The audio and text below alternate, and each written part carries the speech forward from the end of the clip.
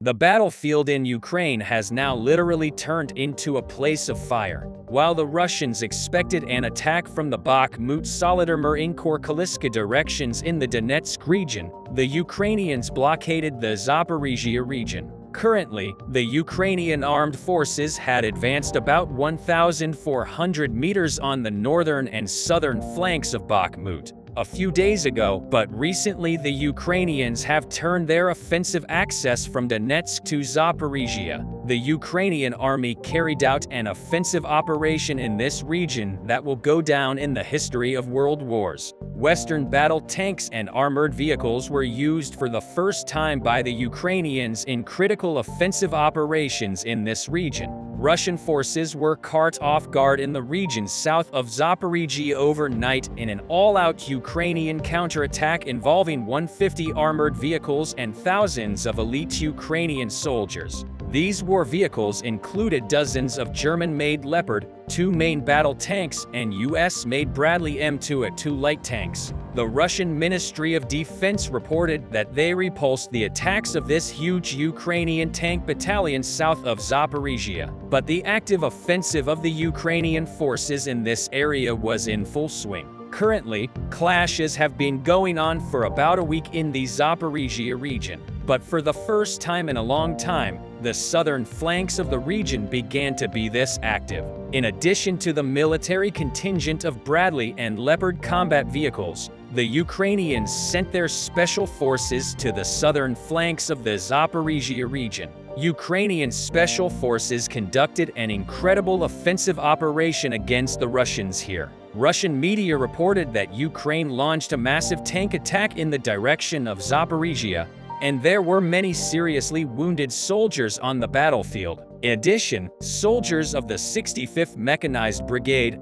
23rd Public Protection Brigade, 15th Operation Brigade, Counterattack, National Guard, 110th Defense Brigade and 102nd Defense Brigade took part in this offensive operation of the Ukrainian army. These Ukrainian special forces first broke through the first Russian border line in Orikhiv. Then the 5 special Ukrainian forces dispersed to the east and west of Orikhiv from 2 branches and started to advance in these areas. In addition to these special forces, the Ukrainian tank battalion, including Bradley and Leopard 2s, supported the offensive operations in the same region. This tank battalion went ahead to clear the course of the Ukrainian special forces, providing a safe line of sight and route to the Ukrainian guards. The guards of the 15th Operation Brigade, Counterattack National Guard, the 65th Mechanized Brigade and the 23rd Public Protection Brigade broke through the Russian trench and defense line from the west of Orikhiv to Vasilivka,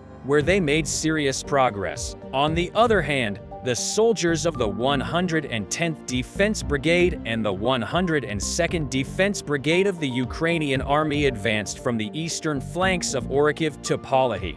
This mind-blowing war tactic was one of the most effective methods used by the Ukrainians in the Zaporizhzhia region to date. Therefore, the Russian troops had to retreat from the front lines of Vasilivka and Polihi, where the Ukrainian special forces attacked in order not to inflict too many casualties, and Russian forces failed to register any retaliatory attacks in either area. Because the Ukrainian army has deployed its 5 special units in a way that will completely blockade both Vasilivka and Polihi. Here, the search and reconnaissance operations of the Ukrainians still continue. The aim is to destroy the remaining Russian troops and continue the advance. Russian sources also admit that the Ukrainian army has begun a counterattack. The latest geolocation footage proved that Ukrainian forces in western Zaporizhzhia Oblast made local gains during counterattacks southwest and southeast of Orikhiv. We think that the Russians had their first defeat against the Western tanks in the inventory of the Ukrainian army. Russian leader Vladimir Putin was against the sending of these tanks to the Ukrainian army at the time.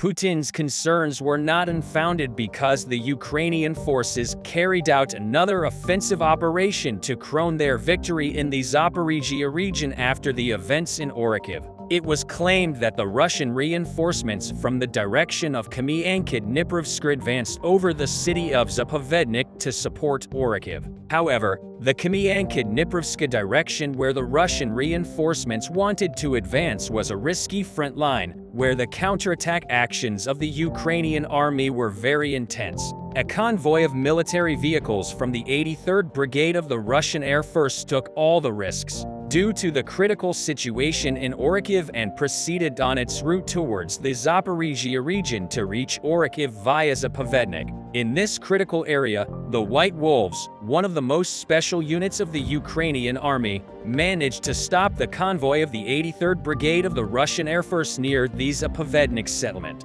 After fierce clashes, this Russian convoy was almost destroyed by the Ukrainian special team, the White Wolves. Russian weapons in the convoy were completely destroyed. After these successful attacks by the White Wolves special units of the Ukrainian army, the Russian military convoy could not reach Orikhiv. Therefore, a critical front line in the northeast of Orikhiv also lacked the military support of the Russian army. Realizing this situation, the special units of the Ukrainian army and the tank battalion consisting of the German Leopard 2 and Dem-1 Bradley battleships took action. At the same time, when Ukrainian special forces called the White Wolves stopped the Russian military convoy in Zaporizhzhia, the Ukrainians were conducting an incredible offensive operation in Zaporizhzhia, southwest of Velika Novosilka. At this point, the Ukrainian army's US-made Bradley battleships and German-made Leopard 2 tanks were on the scene again in Zaporizhzhia. The soldiers of Russia's 60th Motor Brigade were trying to resist critical attacks by the 108th Defense Brigade and 128th Regional Defense Brigade of the Ukrainian Army.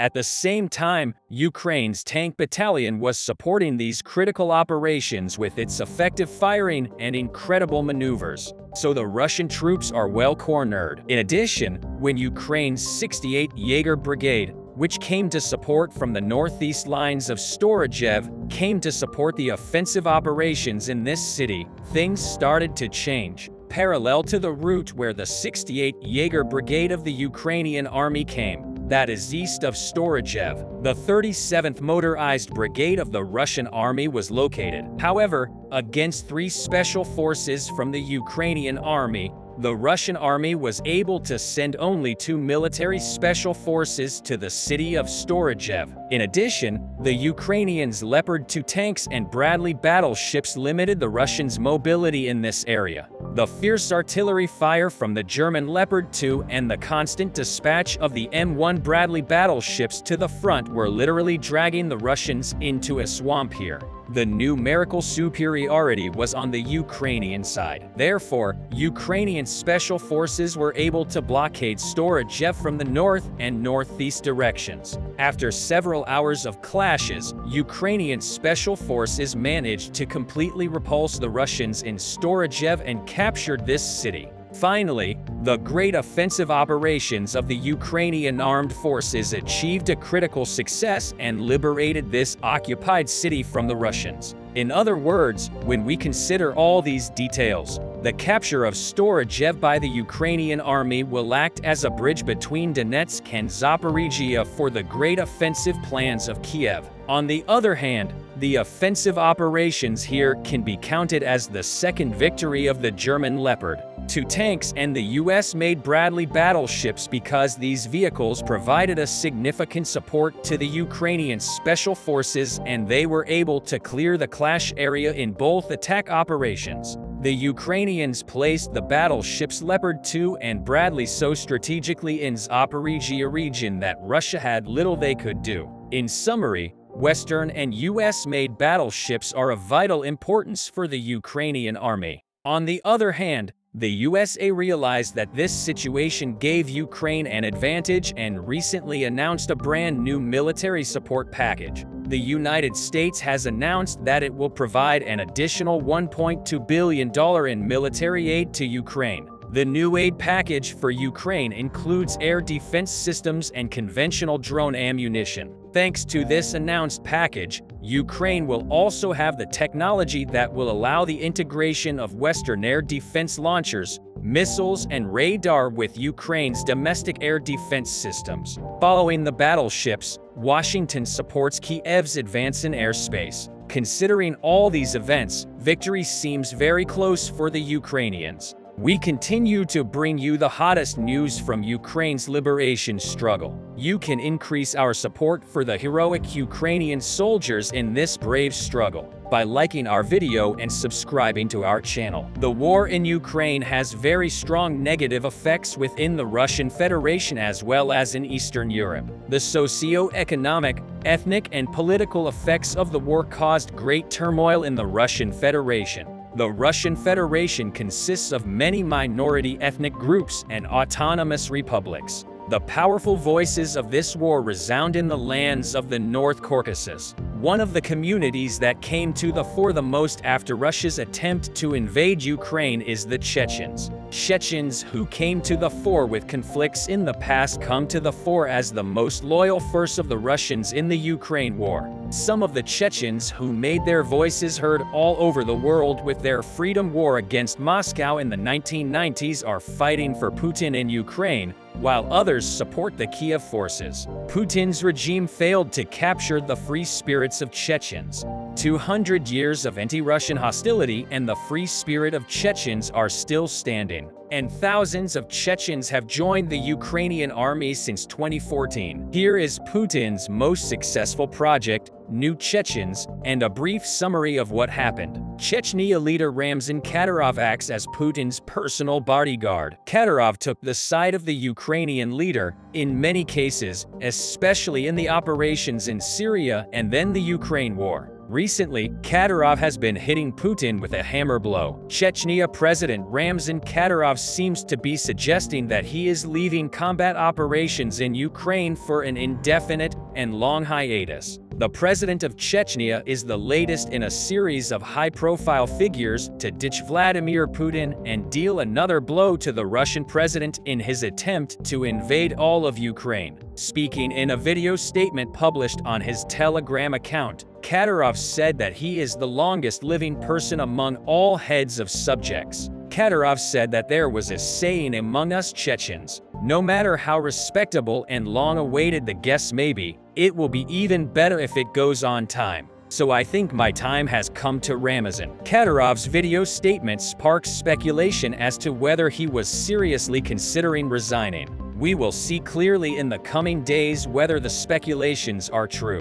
Ramzan Kadyrov, on the other hand, heads a notorious paramilitary group known as Kadyrovцы or Kadyrovites. The Chechen leader is accused of numerous human rights violations, but denies them. Ramzan Kadyrov is supported by the Kremlin. Vladimir Putin's support and money transform Kadyrov from scratch into a hero. Kadyrov, who turned into a hero, has been calling for Moscow to invade Ukraine and liberate his people for a long time. When Vladimir Putin started the Ukraine war, it was undoubtedly the Chechen leader who was most happy about this situation. However, the protracted war process is wearing down Putin's army due to the increasing Russian losses on the front lines. Vladimir Putin is forced to turn to his bodyguard. Putin is trying to make up for the losses he suffered in the Ukraine war with Chechen soldiers. Kadyrov is thought to have 10,000 soldiers in Ukraine, expressing his admiration for Putin in every sentence and expressing his support for the mobilization decision. Kadyrov stated that his 3 children, aged 14, 15, and 16, would go to Ukraine and join the Russian troops. Kadyrov, who is one of the names who carried out propaganda in the invasion attempt in Ukraine, stated that his son's military training started at a much younger age and now it was time to gain real war experience. The Chechen leader was ready to sacrifice the men of his country, including his own children, for Vladimir Putin. As a result of Ramzan Kadyrov's decision, Chechen men began to fight on the front lines. At the start of the war, Chechen troops were deployed due to unsuccessful assassination attempts against key Ukrainian leaders. It was also claimed that the assassination attempt on Ukrainian President Vladimir Zelensky was carried out by Chechen troops. A large unit of brutal Chechen special forces ordered to assassinate Zelensky was destroyed by Ukrainian forces. Chechen soldiers also participated in the battle for the strategically important port city of Mariupol in southeastern Ukraine. On the battlefields where the conflicts intensified, the Chechens were also quite worn out. Many Chechen soldiers died under heavy fire on the front lines. Chechen leader Ramzan Kadyrov stated that troubles on the battlefield in Ukraine are considered rare and admitted that Kiev troops suffered high losses on their own ranks after artillery fire. Kadyrov's comments were unusual, given that pro-Moscow forces rarely admitted to having suffered large losses on the battlefield, and Russian officials did not publish figures on their own casualties. Meanwhile, tensions rise as Chechen soldiers are thrown to their deaths on the front lines. Thousands of Chechens who did not want to take part in the Ukrainian war and sacrifice themselves for the Russian leader began to seek escape routes. Chechen soldiers tried to go somewhere else so as not to leave their families without a father, husband and son. Residents of the republic located in the south of Russia expressed that an increasing number of people were opposed to the war. The main reason for this seems to be the increasing number of burials for local warriors. Chechen soldiers do not want to see any more funeral scenes. Chechens who are experiencing financial and moral collapse accelerate their escape plans. The situation reminds once again of the brutality of the Ukrainian war. We shared a brief summary of the relationship between Russia and Chechnya above. Now let's take a look at the palace intrigues. It has been rumored for a while that Chechen leader Ramzan Kadyrov started to contradict Putin. There were reports that Kadyrov was quarreling with Prigozhin, the commander of the Russian mercenary organization, Wagner. However, Kadyrov has stated in a statement that he admired Wagner under Prigozhin, and that he dreamed of founding a Wagner-like mercenary union when he ended his political career. While all this was going on, an interesting news broke out. Ramzan Kadyrov was poisoned, although it's not known how Kadyrov was poisoned.